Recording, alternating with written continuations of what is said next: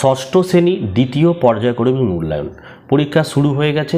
আজকের একটি গুরুত্বপূর্ণ স্কুলের প্রশ্নপত্র নিয়ে আলোচনা করব। প্রত্যেকটা প্রশ্ন তোমাদের জন্য গুরুত্বপূর্ণ। এখান থেকে অনেক প্রশ্ন তোমরা কিন্তু পুরো কমন পাবে, উত্তর সহ তোমরা দেখতে থাকো ভিডিওটি, ঠিক আছে। দেখো, এটা হচ্ছে Kandi Raj high school HS second summative, full marks 50, subject history, class 6, টাইমে 1 ঘন্টা 40 মিনিট। প্রথমে দেখো 4টে এমসিকিউ দেওয়া হচ্ছে। একের দাগের প্রশ্ন বলছে,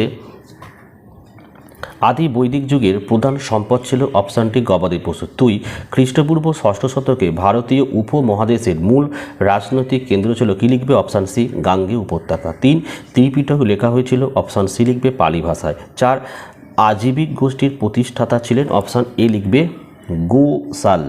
এখানে চলে আসো, 2-1টি শব্দে উত্তর দিতে হবে। এক একটা দেখো, আবিস্তার শ্রেষ্ঠ দেবতাকে লিখবে আহুর মাজদা। এটা তোমাদের পারসিকদের প্রাচীন ধর্মগ্রন্থ জেন আবিস্তাতে সর্বোচ্চ শ্রেষ্ঠ দেবতা হিসাবে আহুর মাজদাকে উপাসনা করা হতো। 2 নম্বর দেখো, ইনাগাঁও কোন নদীর তীরে অবস্থিত? এটা লিখবে ঘোর নদীর তীরে, এটা মহারাষ্ট্রে অবস্থিত। 3, বাহ্যিদের রাজধানী কোথায় ছিল? লিখবে বৈশালী। 4, চতুর্থ বৌদ্ধ সঙ্গীতির সভাপতি কে ছিলেন? লিখবে বসুমিত্র। 5, দক্ষিণ ভারতে অবস্থিত একমাত্র মহাজনপদটির নাম কি? অসমক। 6, গুপ্ত আমলে প্রদেশের শাসনভার থাকতো কাদের ওপর? লিখবে উপরিকের ওপর। 7, জুনাগড় লিপি থেকে কোন রাজার কাহিনী জানা যায়? লিখবে মহাক্ষত্র রুদ্র দমনের। হ্যাঁ, আচ্ছা। 8 হচ্ছে, ভীম কোচটিজের কি উপাধি নিয়েছিলেন? লিখবে মহেশ্বর। কি বললাম? মহেশ্বর বলতে পারো, বা তোমরা এটাও লিখতে পারো সর্বলোক মহেশ্বর, ঠিক আছে, বা শর্টে মহেশ্বরে বলতে পারো। 3 দাগে শূন্যস্থান পূরণ করতে হবে। 1, ঋগ বৈদিক যুগে লুট করা সম্পত্তি যে প্রতিষ্ঠানের মাধ্যমে ভাগ হতো তা হলো বিদ, বয়সী দ থ কিন্তু। হ্যাঁ। 2, জৈন ধর্মে উপদেশ বলি 12টি অঙ্গেই ভাগ করা হয়। 3, পুষ্যমিত্র শুঙ্গ মৌর্য সম্রাট হন 185 খ্রিস্টপূর্বাব্দে। 4, দেবনাম প্রিয় উপাধি ধারণ করেন সম্রাট অশোক। 5, প্রাচীন ভারতে বহু প্রচলিত একটি মুদ্রা ছিল, সেটা নিক্স বা মনা। 4 দাগে চলে আসো, বৈদিক সাহিত্য বলতে কী বোঝো? এলাহাবাদ প্রশস্তি থেকে কি জানা যায়? জৈন ধর্মের ত্রিরত্ন কি?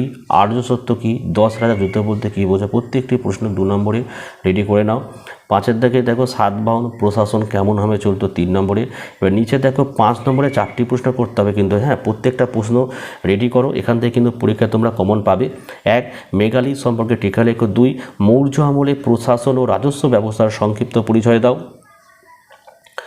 3, দেখো, সাম্রাজ্যবাদী শক্তি হিসেবে মগধের সাফল্যের কারণ কী ছিল? 4, ঋগ বৈদিক যুগে অর্থনৈতিক অবস্থার সংক্ষিপ্ত পরিচয় দাও। 5, শাসক হিসাবে হর্ষবর্ধনের কৃতিত্ব আলোচনা করো। রেডি করো বড় প্রশ্নগুলো, এখান থেকে কমন পেয়ে যাবে, ঠিক আছে। তো এই ছিল আজকের ভিডিও ভালো লাগলে একটি লাইক করো, চ্যানেলে নতুন হলে চ্যানেলটিকে সাবস্ক্রাইব করো এবং পাশে থাকা বেল আইকন প্রেস করে অল নোটিফিকেশনটাকে অন করো, যাতে আমি যখনই কোনো ভিডিও আপলোড করব সবার প্রথম যেন তোমাদের কাছে পৌঁছে যায়। তো আজকের ভিডিও আমি এখানেই শেষ করলাম। তোমরা প্রত্যেকে ভালো থেকো এবং সুস্থ